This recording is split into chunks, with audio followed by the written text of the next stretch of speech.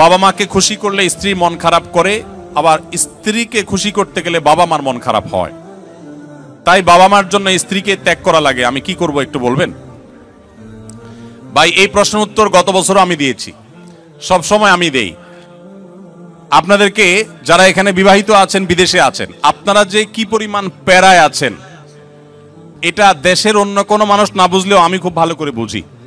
আমাদের আজহারি ভাই খুব ভালো করে বুঝবেন, কারণ আমরা দুজনই, উনি এখনো প্রবাসে আছেন আর আমি 10 বছর সৌদি আরবে প্রবাস জীবন কাটিয়ে আসছি।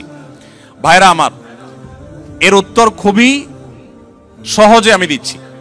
মনে রাখবেন, যারা প্রবাসে আছেন অথবা দেশেই আছেন, বিয়ে করার পরে দেখা যায় বউরে খুশি করতে গেলে মা নাখোশ, আবার মারে খুশি করতে গেলে বউ নাখোশ। আপনাদের এই পরিস্থিতি থেকে বের হওয়ার জন্য কিছুটা ডিপ্লোম্যাটিক আচরণ করতে হবে, কূটনৈতিক আচরণ করতে হবে। যারা বিভিন্ন দেশে ডিপ্লোম্যাট হিসেবে থাকেন তাদের দেখবেন কথাবার্তার ভিতরে প্রচুর ফাঁক ফোকর থাকে, তারা হাতে রেখে কথা বলে। বেশিরভাগ ক্ষেত্রে এই পারিবারিক অশান্তিগুলো দূর করার মূল সমাধানটা হলো বুদ্ধিমত্তা। এর ভিতরে প্রথম যে কাজটা আপনাকে করতে হবে তা হলো, এই ডিপ্লোম্যাটিক আচরণেরও আগে যে কাজটি করতে হবে তা হলো, বেশি শেয়ানামি না করে, বেশি চালাকি না করে একটু বোকাশোকা থাকার চেষ্টা করবেন। পারিবারিক অশান্তি দূর করার সবচেয়ে সহজ এবং সবচেয়ে শর্টকাট সমাধান হলো যে একটু বেকুব বেকুব ভাব ধরে থাকবেন। জিনিসটাকে একটু ব্যাখ্যা করে বলবো।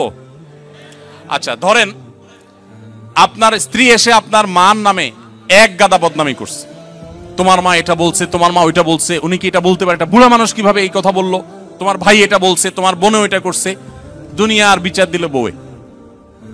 তখন আপনি একজন সভ্য স্বামীর মতো, ভদ্র স্বামীর মতো মনোযোগ দিয়ে সব কথা শুনবেন। অনেক স্বামী আছে বেকুবের মতো বউয়ের কথা শুনে না, বলে বুঝছি তুমি কি বলবা, হইছে থামো। না, খবরদার, ফুল কথা বলতে দিবেন। তার যত জেদ আছে সব ঝাড়তে দিবেন, 2-4-5 মিনিট যা লাগে বলে সে যখন হাঁপায় উঠবে, বলবে যখন কি ব্যাপার তুমি কিছু বলো না কেন, এবার আপনি তখন ফ্লোর নিয়ে এবার আপনি তাকে বলবেন যে দেখো তুমি যা বলছো আমি তো বুঝতেছি আমার রাগে সব পশম দাঁড়ায় গেছে, দেখো তোমার কষ্টে তো আমার ভেতরটা জ্বলে পড়ে ছাই হয়ে যাচ্ছে, দেখো। যেভাবে বলা দরকার বলে তাকে আগে এটা কনভিন্স করবেন যে আমি তোমাকে ইগনোর করছি না, তোমার সমস্ত কথাগুলো ক্যাচ করেছি এবং তোমার ব্যথা আমি ব্যথিত। এরপর এবার বলবেন দেখো যদি মা না হতো, যদি নিজের ছোট ভাই বোন এদেরকে যদি পিটায় মেরে ফেলা জায়েজ হইতো, বা এদেরকে যদি বড় ভাই আমার উল্টাপাল্টা করতেছে, বড় ভাই কিছু বলতে পারতেছি না, আল্লাহ রসুল বড়দেরকে সম্মান করতে বলছেন, যদি সেটা না করা লাগতো তো আজকে এসপার কি ওসপার আমি করে ছেড়ে দিতাম। এরকম 2-4টা কথা যখন বলবেন, বউ দেখবেন তার যে গিয়ারে ছিল সেখান থেকে একদম হাফ গিয়ারে চলে আসছে, এখনো কিছুটা থাকবে।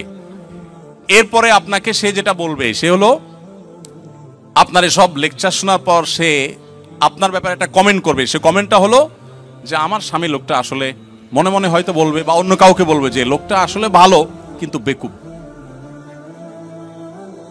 সে একটু শক্ত হইলে এগুলার সব সাইজ করে ফেলতো, কিন্তু বোকা শোকা মানুষ, এজন্য সে সাহস নাই, বেকুব, তুমি কি পুরুষ হইলা, এসব বলবে।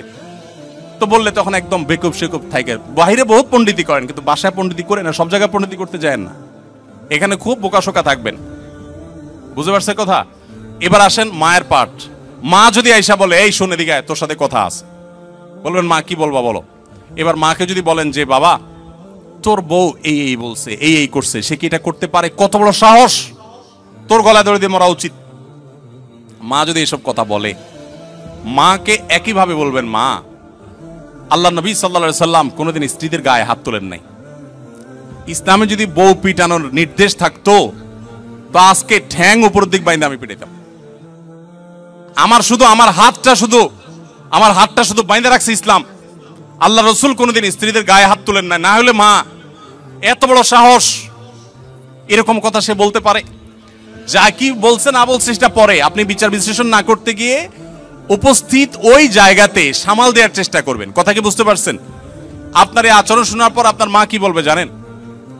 মাও ঠিক ওই বউয়ের মতোই বলবে, আমার ছেলেটা আসলেই মানুষ ভালো, সমস্যা হলো আমার পোলাটা না বোকা,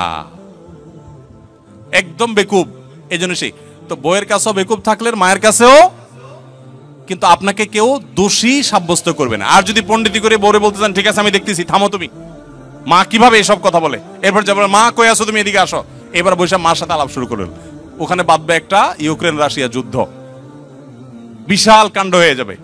ওই কাণ্ড করার পর বউয়ের কাছে আইসা যদি মনে করেন যে বউয়ের জন্য মার সাথে ঝগড়া করছি, বউ মনে হয় খুশি হবে, জীবনও খুশি হবে না, জীবনও খুশি হবে না। যতই করেন বউরে খুশি করতে পারবেন না, কোন একটা প্যাঁচ বাঁধবেই এবং কোন একটা ফাঁক বের করবে। আর মা তো নাখোশ হইছেই, আবার মায়ের হয়ে যদি বলেন এই তুমি কত বড় সাহস, আমার বোনরে কি করলা, ভাইরে কি করলা, মারে কি করলা, দেখবেন আরেক যুদ্ধ বাঁচছে। এই জন্য এগুলোর খুব বেশি পণ্ডিতি না করে যথাসম্ভব একটু কূটনৈতিক আচরণ করে, একটু চালাকি করে, একটু বোকা সেজে সমাধান করার চেষ্টা করবেন। আবার সব সময় এই পলিসি অবলম্বন করবেন না। এখন মুশকিল হলো শিখাই দিলে মহিলারাও এগুলো শুনে ওয়াজ, তারাও শিখা যায়।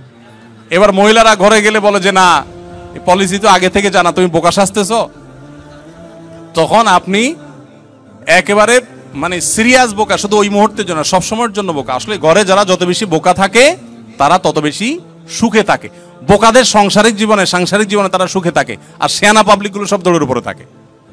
এই জন্য বাহিরে ব্যবসা বাণিজ্যের দোষায় শেয়ানামি করেন, পাকনামি করেন, কিন্তু ঘরে বেশি পাকনামি করতে আইসেন না। এটা মুরব্বী মানার চেষ্টা করেন। তবে হ্যাঁ, কিছু কিছু ক্ষেত্রে আপনাকে তো স্ট্রংও হতে হবে। আমি এই কথা বলছি এর মানে এই না যে আপনার স্ত্রীর প্রতি আপনার মা বোন জুলুম করবে আর আপনি সবসময় শুধু নাটক করে যাবেন, না। তাদেরকেও বিনয়ের সাথে তাদের অন্যায় থেকে আগে বিচার বিশ্লেষণ করবেন, তারা অন্যায় করছে কিনা, বাধা দিবেন। আবার স্ত্রী যদি ভুল করে তাকেও অন্যায়ের থেকে বাধা দিবেন। প্রয়োজনে আপনি ইসলামী শরিয়ার নীতিমালা আলোকে শাসনও করবেন, কিন্তু মূল পলিসি হবে ওই যে বেকুব ভান বা বেকুব আপনার নিজেকে হিসাবে উপস্থাপন করার চেষ্টা করবেন। এটা অনেক সহজ একটা উপায়।